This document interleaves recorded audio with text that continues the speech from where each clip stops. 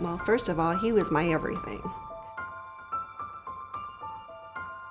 He was probably the most outrageous, funny, honest, hard worker. My grandpa was larger than life. He led a colorful life. There's no doubt about it. You walked into a room and everybody, would say, "Oh, LK's here," He joked with everybody. If he didn't joke with you, something was wrong. He didn't like you. So it was good that he teased you. He always, his whole life was always, terrified of his own death.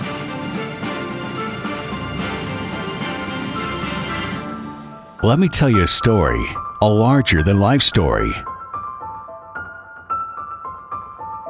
of L.K. Wood. You're going to be the man of the family now. A man takes care of his family. Promise me you'll take care of your little brother. Promise me. I promise, Daddy. I will. He had a big vendetta out for his mother. Unfortunately, things happened to where she did leave, and he was told that she was dead. And his father died of pleurisy, which was common back then. Unfortunately, they went to the orphanage. It wasn't really like an orphanage like you might imagine, like with Annie or something like that. It was more of like a workhouse for the boys. But there was a lot of punishment that went on in that place, and I think it really impacted him. Woody ran away, telling Dick he'd return when he'd made enough money to support them both.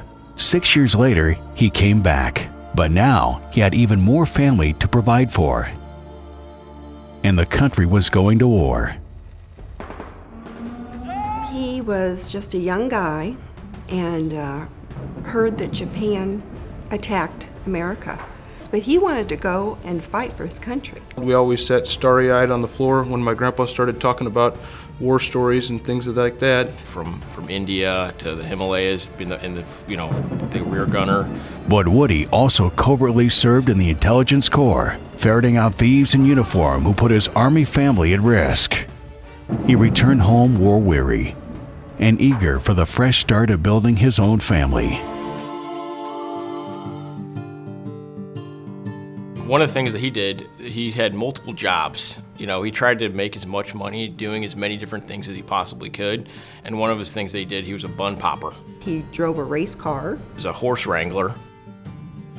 I think that's where his bow legs maybe got a little worse. The amount of things that my grandfather did was just unbelievable in his life.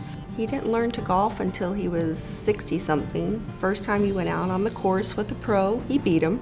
To building a real estate company in St. Louis, to the biggest real estate company in the state of Missouri, to becoming the real estate commissioner, founding the city of Burns Mill, his horse farm. He loved every one of his family members to pieces. It's just, he ran the gamut of what he did, and he really lived life to the fullest. Through 5 marriages, children and grandchildren, L.K. continued doing as he thought he should, providing blood kin or just friend.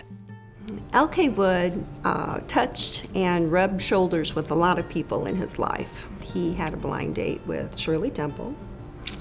In government, he was close to Jimmy Carter, personal basis.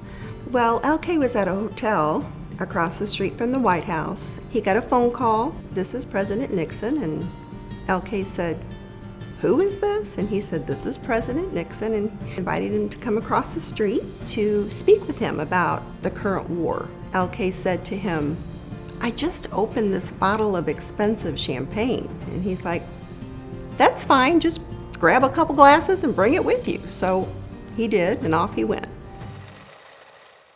My grandpa went through many different characteristic periods in his life. It was wife number 6 who opened his eyes to another way. In his later years, talking about forgiveness, how important it is, and that we need to forgive in order to be forgiven, he finally came to a place where he was at peace, and he was able to forgive his mother. I'm happy about that. He started life fulfilling the promise to his dad, but in the end, Woody came to understand how a man really takes care of his family. And since he's been gone, talking to people about the impact that he had on their life, it's been pretty amazing, especially since I'm in the real estate business, coming across people that he helped, 30, 40, 50 years ago, and the impact that he had is still, they still think about him and talk about him and say, how he helped them. Oh, I think this is, my grandpa's up in heaven smiling down. He's so excited. He always lived his life as if he was a living legend and a movie star. And so I think that this was his plan from the beginning. And for the last 20 years, he's been telling people, well, you'll see when the movie comes out, you'll see when the book is written. So I think he's just super excited about it and super pleased that we're all here doing this. It wasn't so much about the business, it was about the relationships. I mean, he was fascinating. Ordinary was not in his repertoire.